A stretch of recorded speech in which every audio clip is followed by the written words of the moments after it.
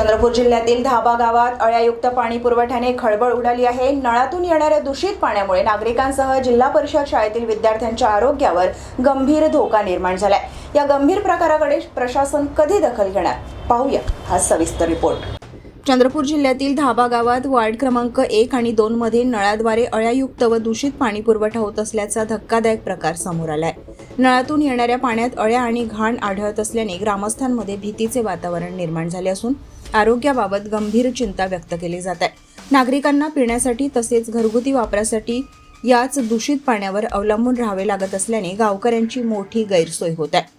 विशेष म्हणजे हेच पाणी गावातील जिल्हा परिषद प्राथमिक शाळेतील विद्यार्थ्यांनाही पिण्यासाठी वापरावे लागत असल्याची माहिती समोर आल्याने संताप व्यक्त केला जातोय।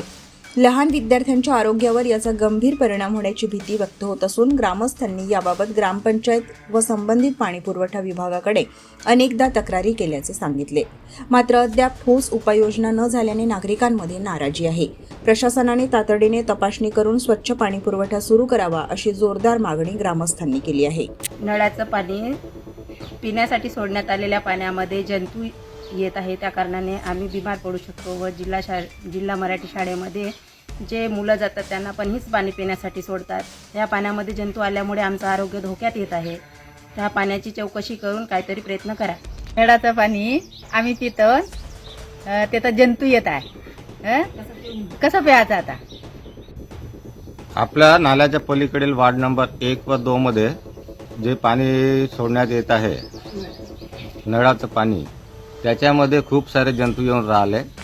तर याच्यावर ग्रामपंचायतनं थोडंसं लक्ष देऊन आणि ते पाणी जिल्हा परिषद शाळेतील विद्यार्थीसुद्धा पितात, त्यांचासुद्धा जीव धोक्यात येऊ शकतो। तर याच्यावर थोडं लक्ष देऊन काहीतरी प्रयत्न करण्यात यावं अशी आमची विनंती आहे। आज जे नळाला पाणी दिलं गेलं ते पूर्णपणे दूषित होतं। त्यात अळ्यासुद्धा आढळल्या। वार्ड क्रमांक 1 व 2 मध्ये आणि संपूर्ण गावात ते पिण्याचं पाणी लोक वापरतात। आजच्या स्थितीत ते पाणी पिण्यायोग्य वाटत नाही आणि त्यामुळे जनतेचं आरोग्य धोक्यात आहे। तेच पाणी जिल्हा परिषद शाळेचे चिमुकली मुलेसुद्धा पितात।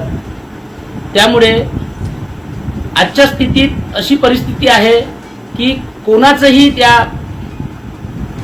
वॉटर फिल्टरकडे लक्ष आहे नाही आहे असं आम्हाला या क्षणी वाटत आहे।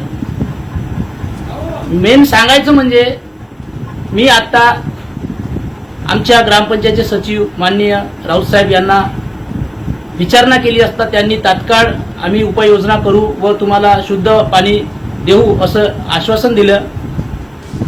परंतु असे न झाल्यास आम्ही पिण्याच्या पाण्यासाठी सुद्धा आंदोलन उभं करणार आहोत। या क्षणी मी एवढंच सांगतो